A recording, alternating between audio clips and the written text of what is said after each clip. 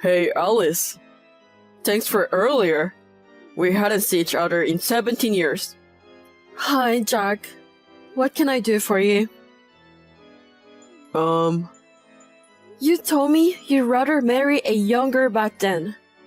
What does my ex-husband, who betrayed me and eloped with my sister, want from me now? You wanted to know something about her and kept pestering me, so I gave you my number. Oh yeah, about Mia. I heard you broke up less than a year after you eloped. But what do you want from her now? That was just an excuse. No. I heard you were seen around town through word of mouth. I was hanging around where you might be living, and sure enough, there you were. Well, you had aged compared to 17 years ago, but the resemblance to the old days was still there. So, I recognized you immediately. I see you got nothing better to do. What's with the creepy stalking? I was just trying to tell you how happy I am now. I beg your pardon? I'm about to go out with a very young and pretty girl. Wow. I'm glad to know there still are some girls who like weirdos. This girl, Erin, is a college student. She works part-time at a diner called Annie's, near the town square. Annie's? It's a famous diner around here, so you must know. Yeah, I do. Erin from Annie's. Hey, she's already cute just by her name. I know the manager there, but Erin's still in high school. What? But the regular customer told me that the manager's daughter is a college student. She is his niece. His daughter's been away for college outside of the state since 2 years ago. Also, she was living in a student dorm in high school, so I don't think you guys have ever met. Oh. By the way, Erin's dad also works at the diner. Seriously? And he's younger than you. No way! You know, before you turn into a creepy pedophile, I suggest you stop going there. Her dad is younger than me? You should be glad to find out before you make a huge mistake. Ugh. Hey. You again? What do you want this time? I couldn't get to the point yesterday because of an unexpected finding. And? If you have something to say, just say it. I'm using up my precious lunch break from work to chat with you. Oh, you're working. Of course I am. I knew it. What's wrong with you? You're a single hack for life. How dare you? You're so rude. It's none of your business whether I'm single or married. Yes, it is. I mean, I'm pretty sure you're not married. Why so?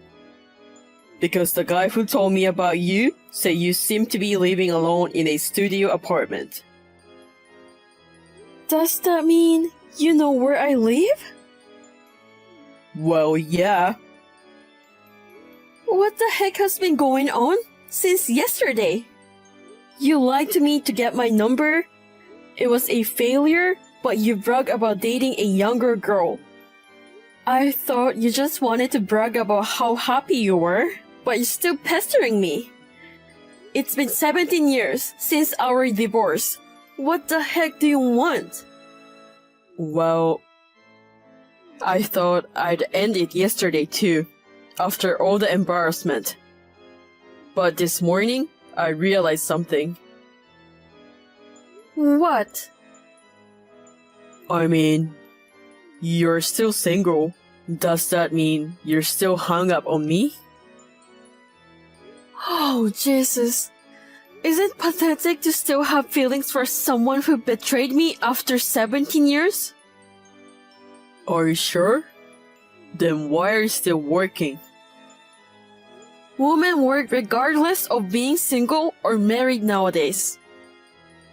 But you're single, aren't you? Why are you so judgmental? You still have feelings for me, right? Not at all. Aw, You're clingy. I will marry you again. Excuse me? We're getting old, you know? You might think it's too early, but I'm thinking about retirement. Doesn't the thought of a lonely old lady living alone frighten you? Don't assume that I'm still single because I haven't denied it. You haven't because you're probably ashamed or too proud to tell me. Then the only answer is that you're single. God. It's as simple as not wanting to tell you anything. Why not? What's the point of explaining my current status to a traitor?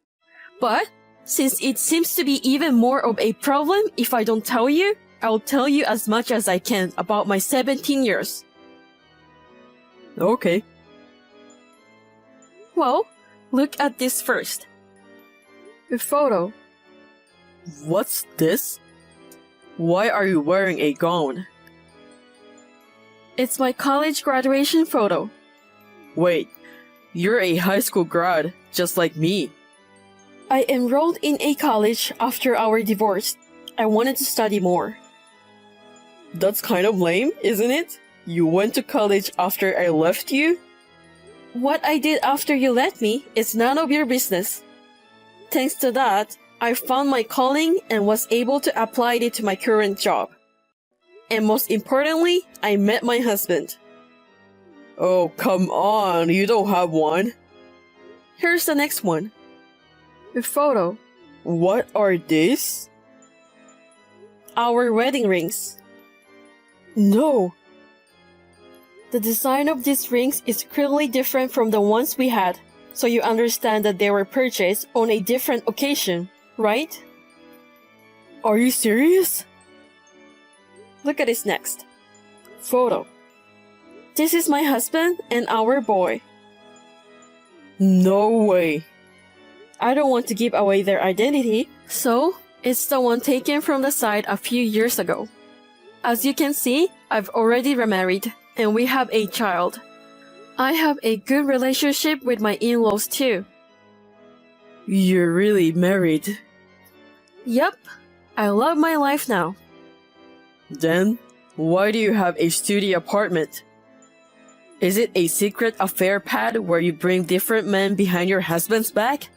If that's the case, I can take up the part. You've already become a creepy, delusional old man, you know? What do you mean? Listen, don't you know that service apartment? And? I happened to be in my hometown for a month or so on a business trip, but my parents' house is long gone.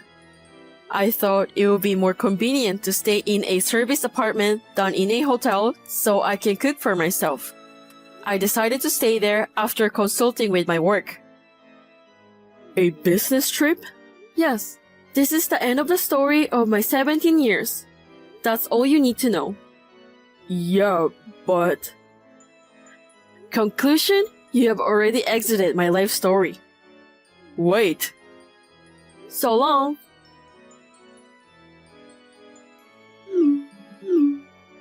Alice, come on. What? Just for the duration of your business trip, let me stay with you.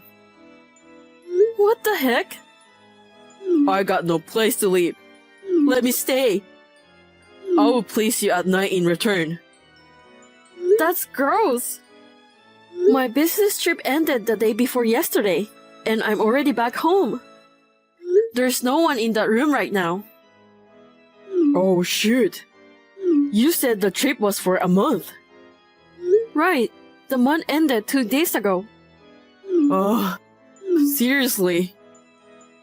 By the way, I heard you bothered Mia before you came to me. I contacted her to give her a heads up, and she told me you already reached out to her. You thought she was still single too. You told her that the woman you had lived with for over 10 years had left you and that you would get back together with her in exchange for her financial support. Her preteen son stood in between and turned you away, right? You know that much? She didn't think you'd come to me. She apologized for not giving me a warning. Wait, you guys made up. The sisters who were battling it out over me. It kind of pisses me off to hear you say that, but when you left her less than a year after eloping, she realized a lot of things. She went to our late parents and apologized sincerely. I was already out of their house, so we never saw each other in person. She called me to admit her mistakes and apologized again and again. If you ask me if that patched up our relationship back to normal, it's hard to say yes. We do keep in touch though, for seasonal greetings, weddings, funerals, and stuff. Seriously? So that's it. This is the last time for real. Don't get involved with us anymore. Alice. I don't have a place to live. I don't care. Alice! Goodbye. A few days later, I received a call from Jack's brother. The house of Jack's late parents, which is currently in his brother's name, is far away. He sold all the belongings he had at the time he contacted me, and raised money for transportation to get back there. When he finally arrived, he was in shambles. His brother was disgusted by the creepy details told to him in tears. He immediately asked a company he knew for help, and the next morning, he grabbed Jack by the neck and threw him into the employee housing. Jack, who had no idea what was going on, found a place to live and work. He was told by his brother to refund $30,000 in alimony that he had covered for him 17 years ago. Currently, he's going through vigorous training to toughen up under the guidance of his supervisors. What's going on, Emma? I haven't been able to reach my dad or brother, so I'm contacting you instead. If you know anything, can you let me know? Hey, Isla, you're back. Did you have fun on your trip? Never mind my trip. Everything in the house except for my stuff is gone. What happened? Well, it's just as you see it. We moved out while you were away. Really? Where on earth did you move to? I can't tell you. Why not? It's a tough, heart-clenching measure to encourage your independence. Heart-clenching measure? You're almost 30. Stop relying on your family already. Get a job. Start living on your own money, okay? You better start looking for a job tomorrow and try to survive on your own. Okay.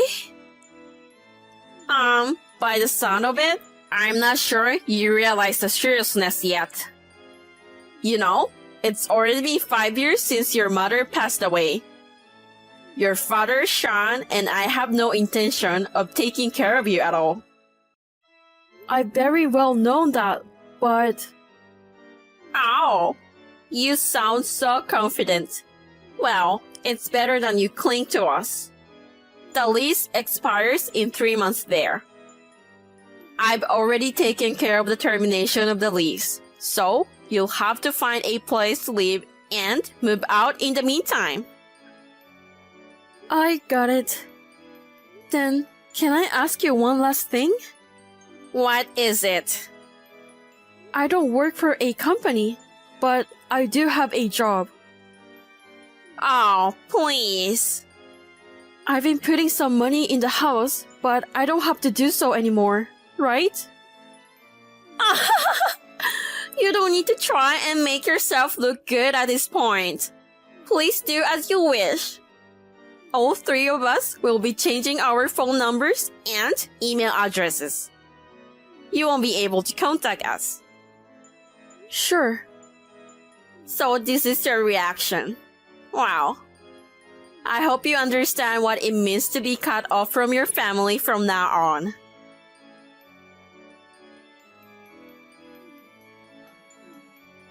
Isla, it's me, Emma. Oh, it's your new number. It's been a while. Where are you now? I've moved since then, and I'm living in an apartment. Oh no, you've already moved out? Of course, a 4-bedroom house was too big for one person. By the way, the landlord's son and his wife are going to renovate the house and move in. That's not good. Why? Do you want to move back in? Your father, Sean, and I are in front of it right now. But I don't have the key anymore, and you're not here either. So, you got a job? Is that why you left? I told you I've been working all this time. But your father and Sean always complained that you didn't want to work but just stay in your room all day. That's why I suggested we take the plunge and move out. More importantly, it was a good chance to get out of the old house. Oh, I see. It was indeed an Asian house. But you know what? There's only one thing that's different now. With the money saved from paying your expenses, we rented a slightly nicer property. And yet, the balance in our savings is going down at an alarming rate, and I'm afraid we won't be able to pay the rent anymore. Something's weird. Well, of course. I've been putting money into the family savings, so you all have been able to get by. How can an unemployed person do that? I work freelance, so... Freelance? I mean, my room was my workplace. My dad, Sean, and you didn't want to believe me, but I've been making a good income. When we lived together, I was putting $2,000 a month into the family account. 2,000? That's what my mom earned before she died, and I took over. Since that money is gone, of course, the balance will decrease faster. Oh God. The account history should show you all the money I had deposited, but you didn't notice it all along. By the way, is Sean still working as a temp? Is he really going to work? Oh well, that's... I guess he thought he was better than me, so he always looked down at me. My dad spends like a madman and can't save a penny. Your move must cost you a lot too.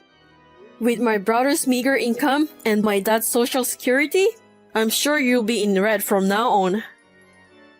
Where do you live now? I won't tell you. You've cut ties with me, haven't you? Well, so long. My brother and his wife thought they could afford to live comfortably on my father's retirement savings. However, my father's spending habits has always been extravagant, especially after my mother's death. More than half of her life insurance was used to pay off his debts. In such a situation, I was putting in $2,000 a month for them to make ends meet. The punishment I received from my oblivious family was for them to move out without telling me. According to the relative who know the situation, my sister-in-law is constantly fighting with my father and brother, and divorce seems to be just a matter of time. I, on the other hand, took the plunge and changed both my phone number and email, which made me feel so much better. The amount of money I can save has increased, and I'm enjoying